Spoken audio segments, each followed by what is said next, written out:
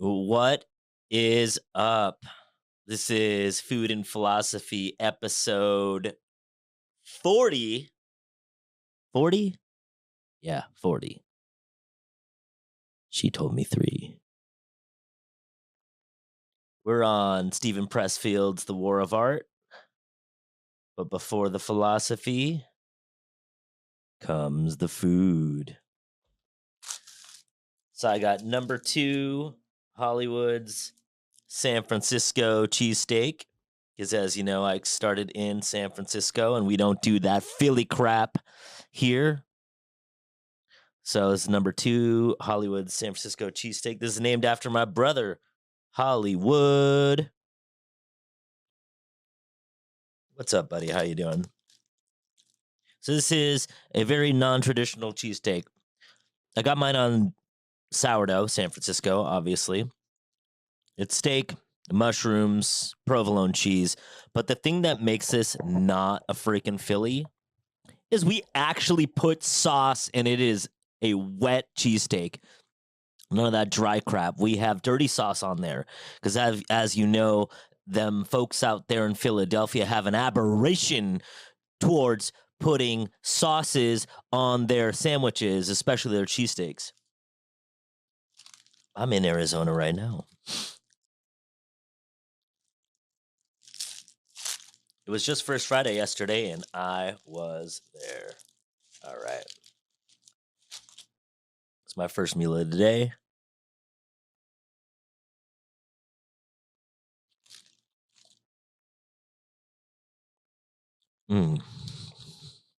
When I first had the idea to open up Ike's and I was creating the menu, I ranked the people on my menu in order of like closeness to me.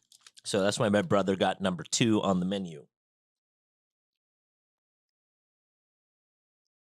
Always whenever I do this as my first meal of the day,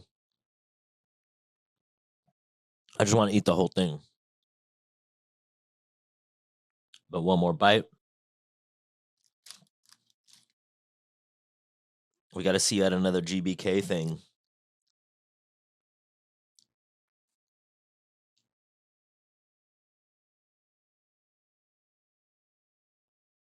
I'm going to eat the whole sandwich if I don't put it aside, so let us move on. I like it down. But before we get to the book, let's do that X talk. So this is going to be very political, actually. I posted this after the debate. I know this is going to be way past the debate and way after Biden got replaced with the vice president as the nominee, presumptive nominee. And I think she's the official nominee now. But what I posted out that day still stands for these candidates. It didn't change all of a sudden just because the candidates changed. So I'll post this tweet with this take. And it was during the debate, and people like, oh man, I can't believe this is what we have. We have these 2 candidates and they both suck. Or other takes that I saw out there were whoever wins, we all lose. And if that's your take, that the candidates suck, because right now that's still a case for a lot of people. I don't want to vote for this person and I don't want to vote for that person. Shut the hell up. Vote third party.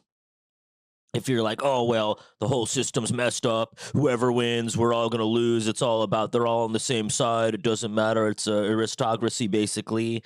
Then shut the hell up and vote third party. Oh, but Ike, that's going to make the candidate I don't want to win.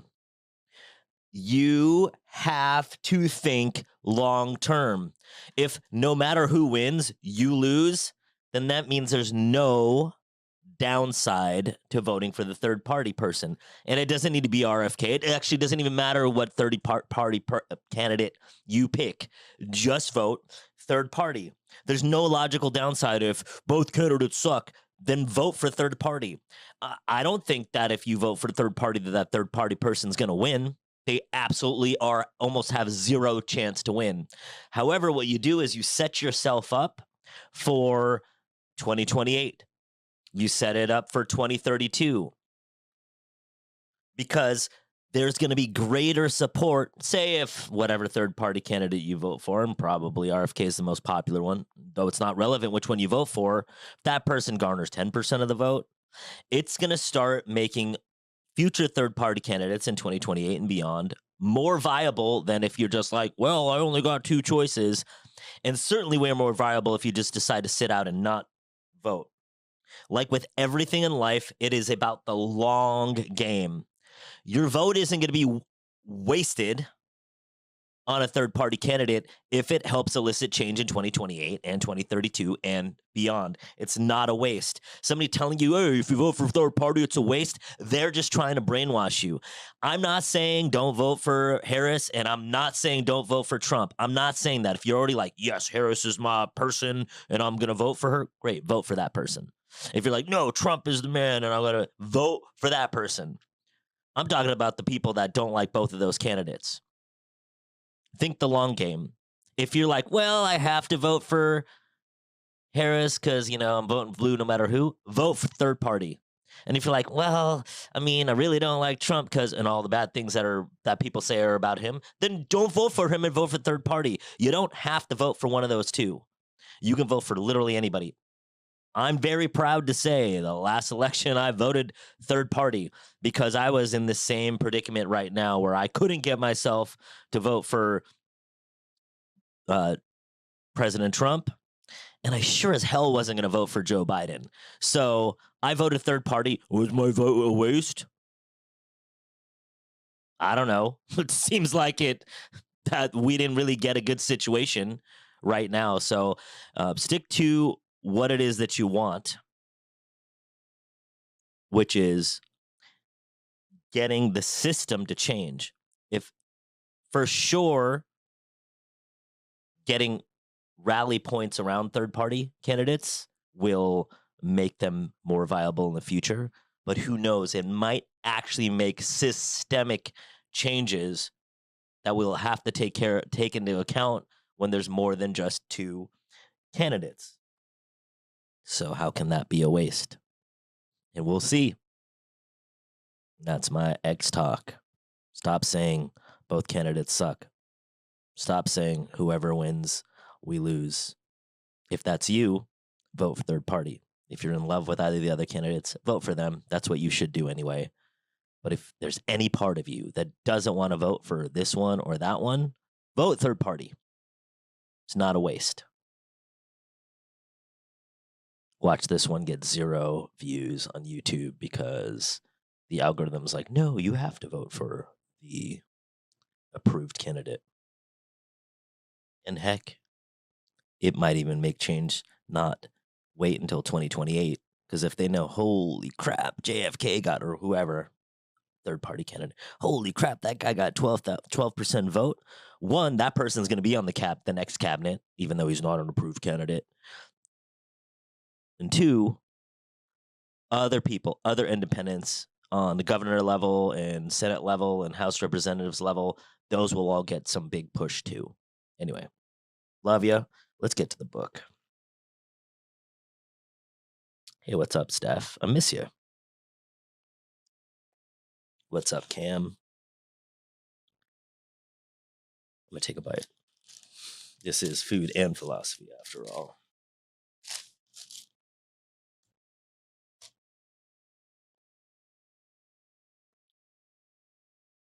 If you like non-dry cheesesteaks, eat it, Ikes. Hi, family. The unlived life. Most of us have two lives, the life we live and the unlived life within us. Between the two stands resistance. Have you ever brought home a treadmill and let it gather dust in the attic? Ever quit a diet, a course of yoga, a meditation practice? Have you ever bailed out on a call to embark upon a spiritual practice? Dedicate yourself to humanitarian calling. Commit your life to the service of others. Have you ever wanted to be a mother, a doctor, an advocate for the weak and helpless, to run for office? Speak of the devil. crusade for the planet, campaign for world peace, or to persevere or to preserve. Late at night, have you experienced a vision of the person you might become, the work you could accomplish, the realized being you're meant to be? Are you a writer who doesn't write, a painter who doesn't paint, an entrepreneur who never starts a venture? Then you know what resistance is. Hey, Cam, I'll be back in Chico August 11th or 12th. Gonna work on some stuff with the donuts and do a few other fun things to be determined. So I'll see you there, Cam. Make sure you say hi. One night, I was laying down. I heard Papa talking to Mama. I heard Papa say to let that boy boogie woogie because it's in him and it's got to come out. John Lee Hooker in Boogie Chillin'. I'm taking off to Santa Fe for a movie shoot in the morning. To those that just asked. Resistance is the most toxic force on the planet. Resistance with a capital R, as Steven Pressfield loves to point out. It's not resistance that you feel, it's like a thing. And we'll get into that. Just had breakfast with him pretty recently, and we were going through resistance that I have, resistance that he has, and some other things.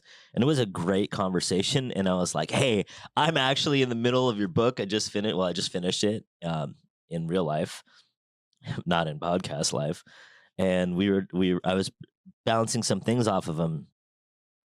And my experience, his experience, is it's a real thing. It's like an entity that has power. So capital resistance. It is the root of more unhappiness than poverty, disease, and erectile dysfunction. To yield to resistance deforms our spirit. It stunts us, and makes us less than we are and were born to be. If you believe in God, and I do, you must declare resistance evil, for it prevents us from achieving the life God intended. When He endowed each of us with our own unique genius, genius is a Latin word. The Romans used it to denote an inner spirit, holy and inviolable, which watches over us, guiding us to our calling. A writer writes with his genius, an artist paints with hers. Everyone who creates operates from this sacramental center. It's our soul's seat, the vessel that holds our being and potential, our star's beacon, and Polaris. Every sun casts a shadow, and genius's shadow is resistance. As powerful as is our soul's calling to realization, so potent are the forces of resistance arrayed against it. Resistance is faster than a speeding bullet, more powerful than a locomotive, harder to kick than crack cocaine. We're not alone. If we've been mowed down by resistance, millions of good men and women have bitten the dust before us. And here's the biggest bitch. We don't even know what hit us. I never did. From age 24 to 32, resistance kicked my ass from the East Coast to West and back again 13 times, and I never even knew it existed. I looked everywhere for the enemy and failed to see it right in front of my face. Have you heard of the story of the woman? She learns she has cancer and she has 6 months to live. Within days, she quits her job, resumes the dream of writing Tex-Mex songs she gave up to raise a family, or starts studying classical Greek, or moves to the inner city and devotes herself to tending babies with AIDS, whatever it is. Women's friends think she's crazy. She herself has never been happier. There's a postscript. Woman's cancer goes into remission. Is that what it takes? Do we have to stare death in the face to make us stand up and confront resistance? Does resistance have to cripple and disfigure our lives before we wake up to its existence? How many of us become drunks and drug addicts, develop tumors and neuroses, succumb to painkillers, gossip, and compulsive cell phone use simply because we don't do that thing that's in our heart? Our inner genius is calling us to. Resistance defeats us. If tomorrow morning, by some stroke of magic, every dazed and benighted soul woke up with the power to take the first step toward pursuing his or her dreams, Every shrink in the directory would be out of business. Prisons would stand empty. The alcohol and tobacco industry would collapse, along with junk food, cosmetic surgery, and infotainment business. Social media, not to mention pharmaceutical companies, hospitals, and the medical profession from top to bottom. Domestic abuse would become extinct, as would addiction, obesity, migraine headaches, road rage, and dandruff. Look into your own heart. Unless I'm crazy right now, a still small voice is piping up, telling you it has 10,000 times the calling that is yours and yours alone. You know it. No one has to tell you. And unless I'm crazy, you're no closer to taking action on it than you were yesterday or will be tomorrow. You think resistance isn't real? Resistance will bury you. It has. Are we allowed to say that German person? I'm not going to say his name just in case this video gets canceled, but you know, that German guy that did some stuff during World War II, he wanted to be an artist.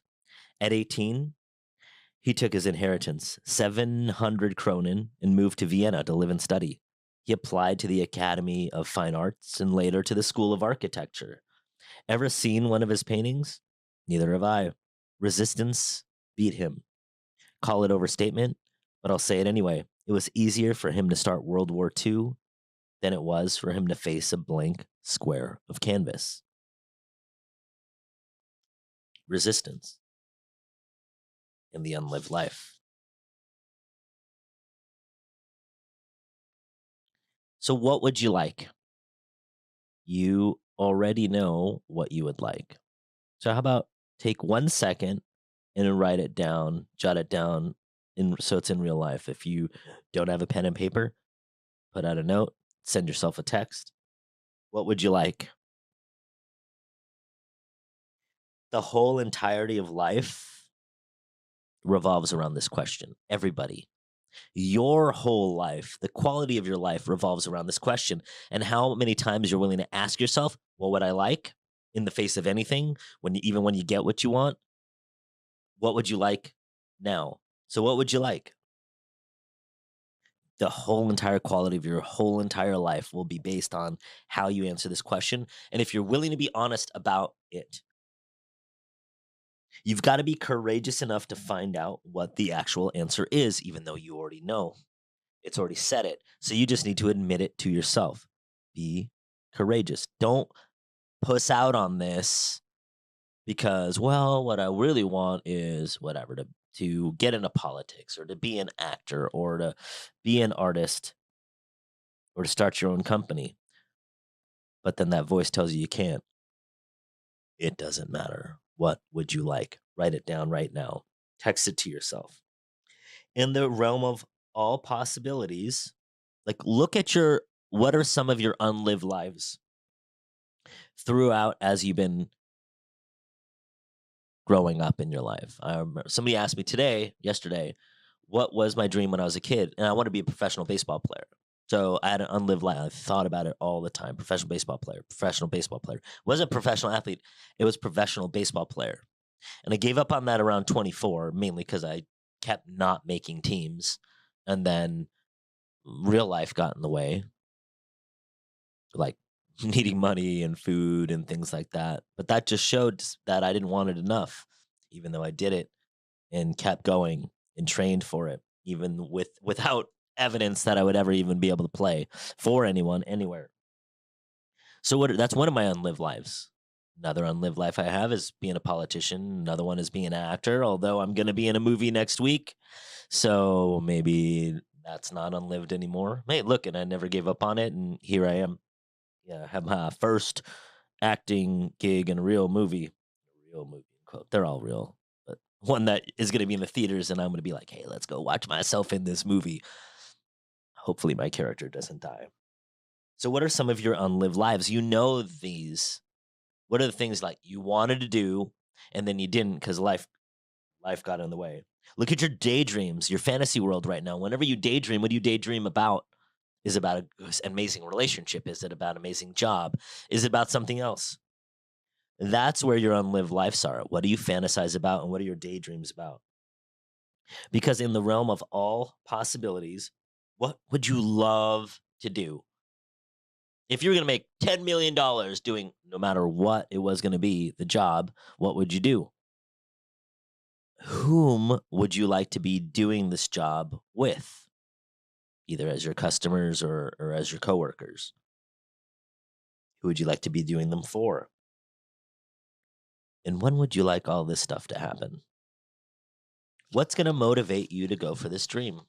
What do you think in the realm of all possibility? What would have to happen for you to move towards these things? Because you can either learn it from a feather or from a dump truck, like the example here where the woman got cancer and said she only had 6 months to live. She had to learn that lesson with a dump truck, like, hey, you're going to freaking die. And then she starts doing all the things that she wants to do. Look at the things that you want, the things that you daydream about, these unlived lives that you have, anything that you regret regarding doing or being something. What great thing comes to you from not taking what you would like? So there you are, and you do not have what you would like. You're not moving towards what we'd like. What great thing comes to you from that? Because obviously you're getting a benefit, otherwise you wouldn't be doing it. Now, what bad things would come about if you never got what you would like? What bad things would come about if you never got what you would like? Look at those two things. What are you good that you're getting now from not having it? And what bad would come if you never got it? Measure those against each other.